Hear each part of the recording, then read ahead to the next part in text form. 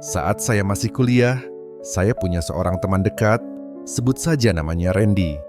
Randy adalah tipe orang yang selalu tampak tenang dan ramah. Dia selalu bersedia membantu siapa saja, dan semua orang menyukainya karena sifatnya yang baik hati. Namun, di balik kebaikan hati itu, Randy memiliki masalah yang cukup besar.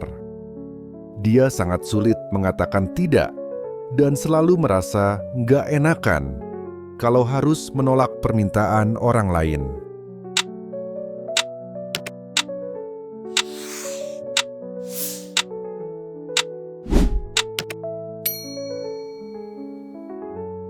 Saya masih ingat ketika kami duduk di semester 4, jadwal kuliah dan tugas semakin padat.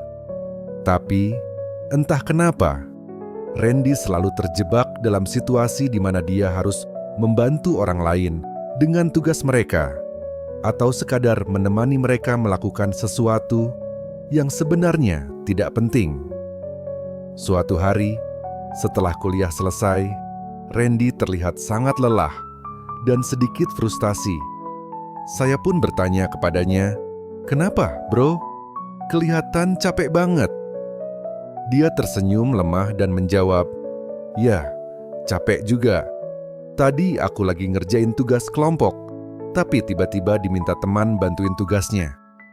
Akhirnya, tugasku belum selesai, tapi mau nolak kok nggak enak."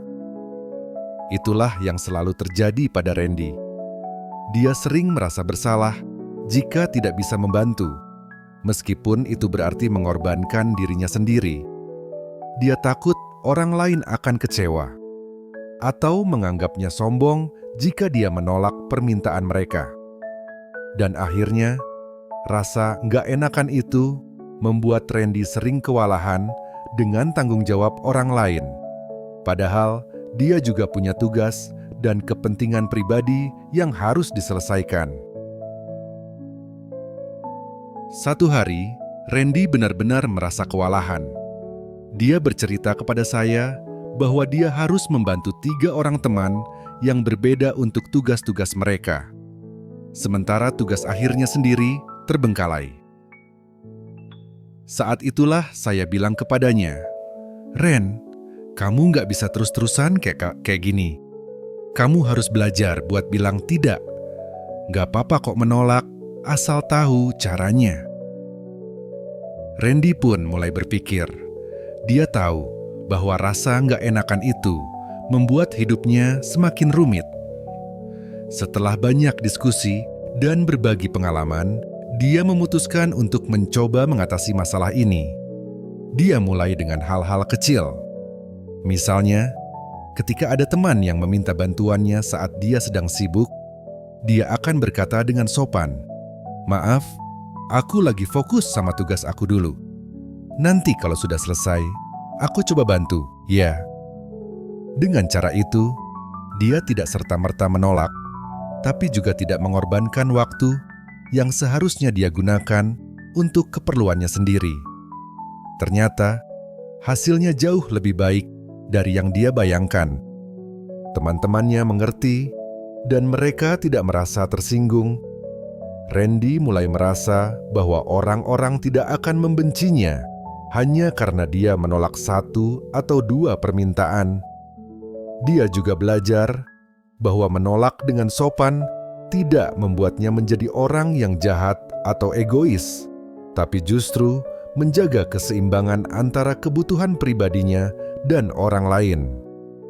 Seiring waktu, Randy semakin terampil dalam menghadapi situasi-situasi yang sebelumnya membuatnya merasa nggak enakan.